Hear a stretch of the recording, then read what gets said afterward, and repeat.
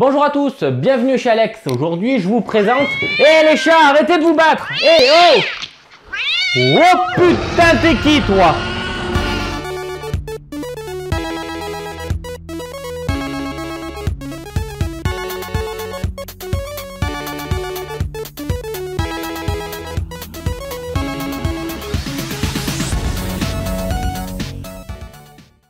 Allez, aujourd'hui, on va ouvrir Dinogenix, un jeu édité par la boîte de jeu pour 1 à 4 joueurs et pour des personnes relativement mûres.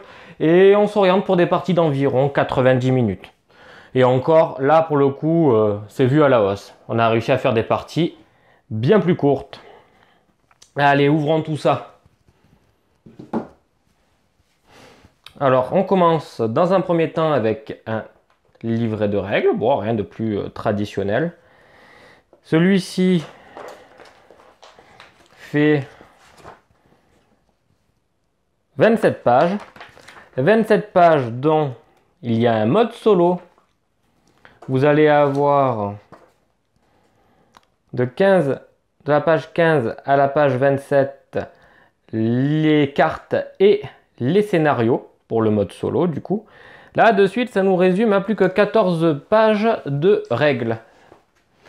14 pages de règles où vous allez avoir, comme vous pouvez le constater ici. Alors, attendez. Voilà. Allez, donc on continue. Donc oui, c'est un livret de règles qui a pas mal été tourné. Du coup, j'ai une page, surtout celle-là, le début, qui vient être un peu volante. Donc, c'est un petit peu pour moi le problème de ce type de livret de jeu. Mais néanmoins, vous voyez, c'est très bien aéré. Il faut savoir que c'est extrêmement bien expliqué, que c'est extrêmement explicite et la prise en main est rapide sur Dinogenix. C'est d'ailleurs sa force, sa facilité de prise en main. Il s'agit du coup d'un jeu, je ne l'ai pas précisé, de poste d'ouvrier. Et comme on peut le voir à l'intérieur, oh, comme c'est beau, que c'est bien rangé! Un jeu où vous allez avoir des meeples. Alors, les meeples qui sont en rouge ici, ça va être des meeples. Tous les meeples qui sont présentés, par contre, sont en bois. Ça, c'est un super bon point. Donc, ces meeples rouges vont représenter les visiteurs de votre parc. Parce que quel est le but du jeu de Dinogenix? C'est créer un parc comme John Hammond dans Jurassic Park. Donc vous allez créer votre parc et vous allez avoir des visiteurs qui vont être représentés par des petits meeples rouges, comme eux, tout choupis.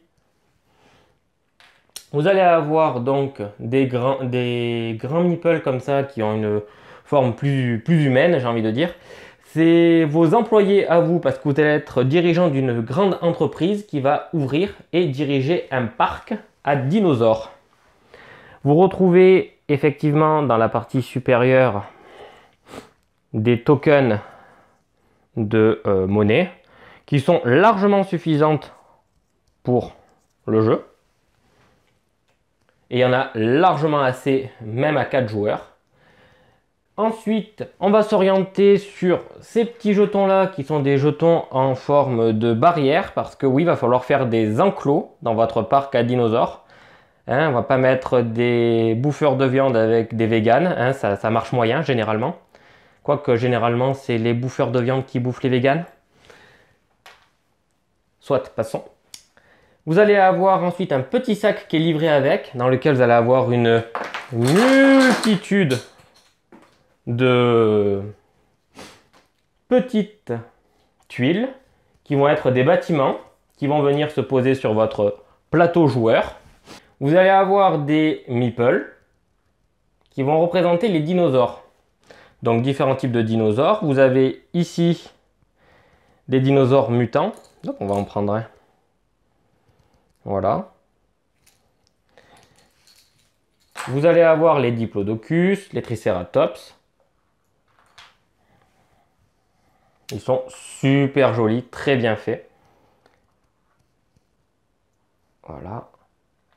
Les tyrannosaures ici et les ptérodactyles. Voilà, ça nous fait donc une petite flopée de... Ah, il nous manque les raptors, je les ai oubliés, ils sont là. Et il en manque un. Il nous manque le stégosaure qui est ici. Voilà, donc on a notre petite panoplie de 8 dinosaures différents qui vont venir peupler et remplir votre parc à dinosaures. Et vous allez avoir une flopée de cartes que vous pouvez retrouver ici, qui sont des cartes appelées ADN, qui seront à l'effigie de chacun des 8 types de dinosaures. Donc les illustrations sont très sympathiques.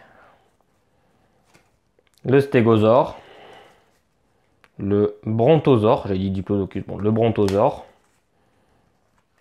le tricératops, hein, voilà. On retrouve évidemment, hein, on a déjà fait plusieurs parties, l'ankylosaure, vous voyez, je ne me souvenais plus du nom, mais voilà, c'est l'ankylosaure. Vous retrouvez bien le ptérodactyle, etc. Voilà, donc le tricératops qui est ici. Je ne sais pas si... Hop là.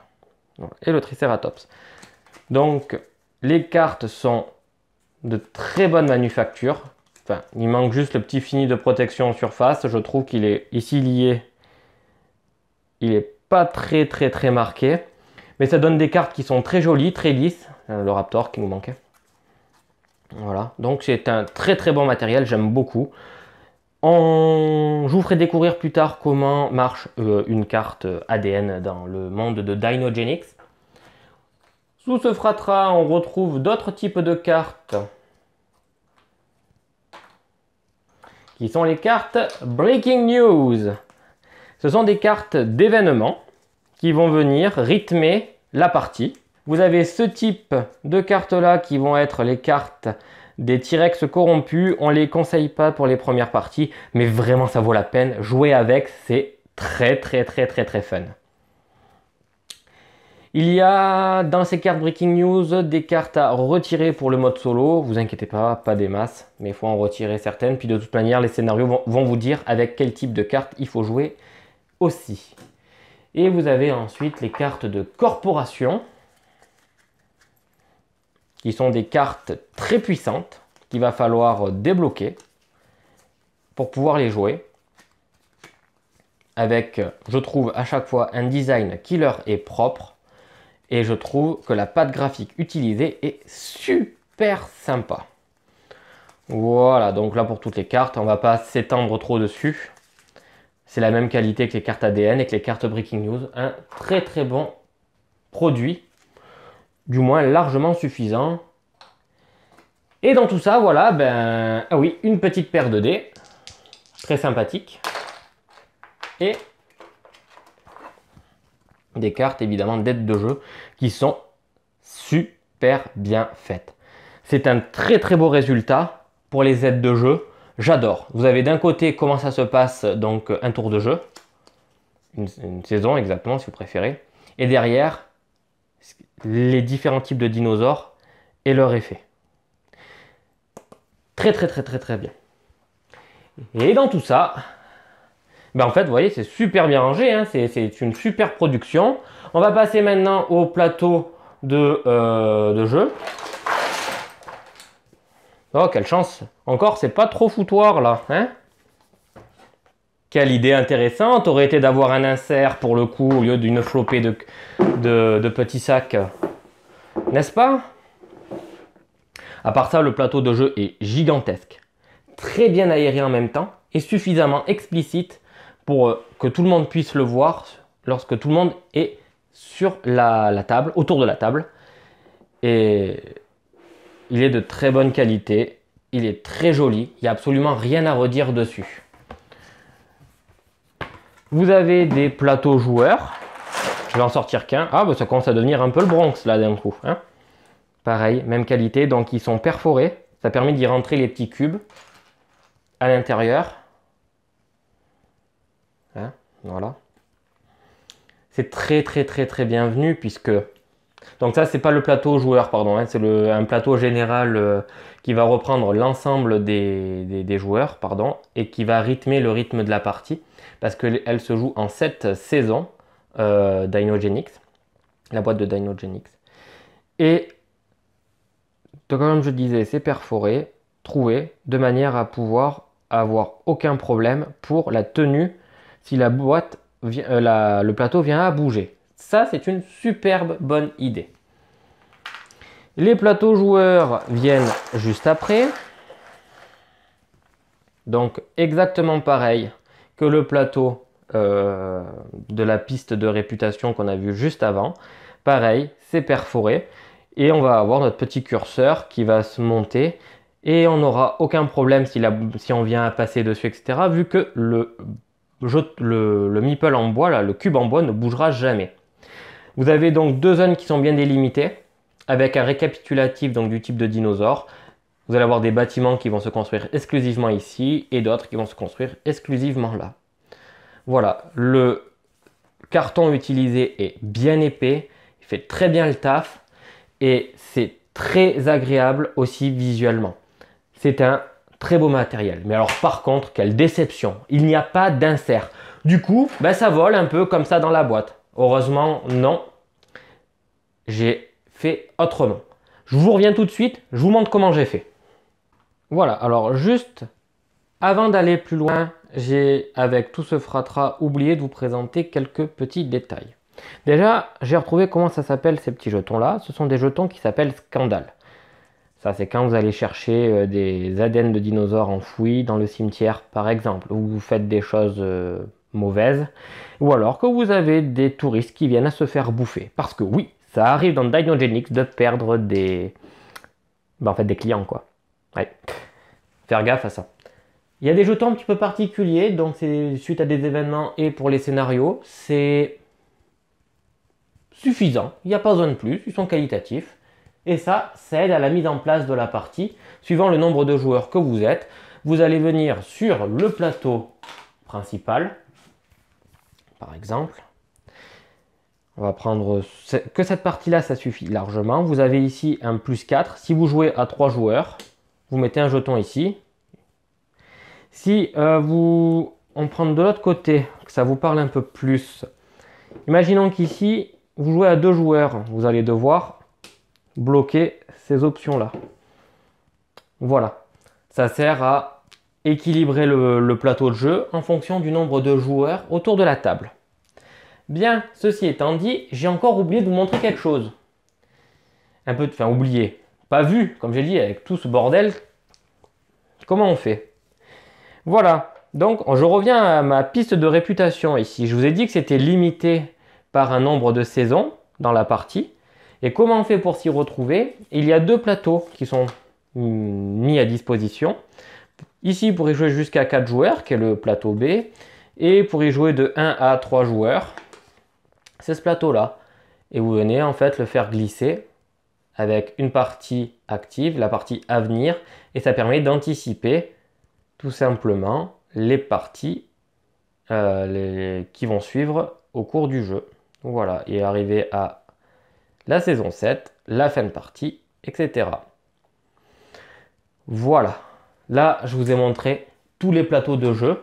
Je reviendrai plus en détail par la suite. Maintenant, comment j'ai fait pour organiser tout ça? Eh ben, je ne suis pas allé bien loin. J'ai investi dans une boîte. Elle n'est absolument pas la plus optimisée et ça n'est pas le mieux, aussi bien que ce que j'aurais souhaité. Mais elle fait le travail. Déjà, je peux la verrouiller. Donc, je peux la verrouiller. Aucun risque. Quoi qu'il arrive, ça pourra aller dans la calaxe. Ça, c'est vraiment pour moi un objectif, c'est que ce soit calaxable. Maintenant, quand je l'ouvre, vous l'avez de suite deviné, il n'y a pas assez de cases pour mettre enclos, un dinosaure par case. Ce qui est dommage, parce que quand on a un jeu sur une thématique de parc à dinosaures, si tu n'es pas capable de les ranger dans la boîte de base, bah je trouve ça navrant en fait, c'est super dommage. J'aurais préféré payer peut-être 5 à 10 euros de plus, avoir un super insert qualitatif, plutôt que de m'acheter ma boîte à côté qui n'est pas 100% optimisée. Bref, passons, c'est un détail. Enfin, pour moi, ça n'en est pas un, mais pour certains, ça en est, donc je ne vais pas m'étendre plus. Donc, il faut savoir que tout le matériel autour de la table va tourner. Donc, si vous donnez tout ça dans des petits sacs, vous avez toujours Alex autour de la table qui est super maladroit et qui va, en fait, oui, j'ai tout fait tomber par terre, perdant 10 minutes à tout ranger. Voilà, ça évite que ce type de problème arrive, tout simplement. J'ai organisé ma boîte de la manière suivante. J'ai mis mes dinosaures donc à gauche. Je les ai triés de cette manière-là, ça aurait pu être complètement autrement. J'ai voulu mettre mes carnivores ensemble. Bon, vous me direz, j'aurais peut-être pu mettre les ptérodactyles aussi. Soit. Tous les verts ici. À disposition les chèvres, parce qu'elles, elles vont devoir être beaucoup piochées, beaucoup remises, etc. Donc je n'ai mis qu'un enclos à chèvres. Pareil pour les visiteurs. Tout ce qui aide à la disposition et à l'installation, à la mise en place du jeu, j'ai tout regroupé ici. Donc ça va des meeples avec les jetons tout court. Donc ça veut dire ces jetons-là. Voilà. Comme les visiteurs peuvent entraîner des jetons scandales, je me suis dit que j'allais mettre les jetons scandales aussi avec. Et les jetons qui sont là, comme ils aident à l'installation de la partie, je les mets aussi ici. On retrouve nos fameuses barrières et ici, l'ensemble de nos pièces de monnaie. Vous avez la boîte qui rentre parfaitement dedans la boîte de Dinogenix d'origine. Les dés, les 2 dés sont ici. Et vous avez les cartes que j'ai alternées d'une face à l'autre pour faciliter la mise en place et l'installation. Alors, hop, voilà, les breaking news, les corporations et les cartes ADN qui se suivent avec à la fin les aides de jeu. Voilà. Et ça au moins, déjà j'ai envie d'y jouer plus facilement puisque ma mise en place est facilitée. J'ai plus d'envie de le sortir du coup et de le présenter. Un insert, c'est pas uniquement que pour le rangement pour moi. Ça donne aussi envie d'y jouer. Un jeu que vous retrouvez bordélique, ben, rien que devoir le ranger avant de devoir y jouer, ben, c'est pour moi extrêmement démotivant. Voilà, donc j'ai suffisamment d'épaisseur ensuite pour pouvoir y placer mes plateaux dessus. Je vais vous montrer. Donc, oui, au niveau de la hauteur, j'ai pris quelque chose qui ne devait pas dépasser 7 cm. Donc, je prends entre 5 et 7 cm, gros maximum. Ça dépend après l'épaisseur des plateaux, etc. Et pourquoi 7 cm? Tout simplement, entre 5 et 7, c'est pour avoir dans une case la possibilité d'y ranger plusieurs jetons qui sont relativement gros. Si je prends un pilulier ou alors des petites boîtes de couture, c'est pour y placer des tout petits jetons et où il n'y en a pas beaucoup, mais que j'ai besoin de retrouver très rapidement. Voilà, donc lorsque j'ai tout rangé maintenant que j'ai tout rangé dans ma boîte, je vais pouvoir on va la redisposer dans la Kallax. Je vais commencer par y mettre tous les plateaux joueurs, bien les ranger correctement. Tous les divers plateaux. Je finis par y mettre ma grosse boîte qui va m'aider à la première installation, qui est limite du reste. Voilà. Limite de la boîte, pardon. Le livret de règles.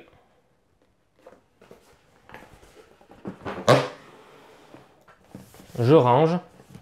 Et ça suffit largement, ça fait le taf. Et au pire des cas, ça peut dépasser un tout petit peu, mais ça se voit pas. Voilà. Donc, pour ma part, j'ai terminé. Je prends 2 chèvres pour aller nourrir la nouvelle bestiole que je viens d'accueillir. Et on se retrouve très vite pour de nouvelles aventures. Ciao!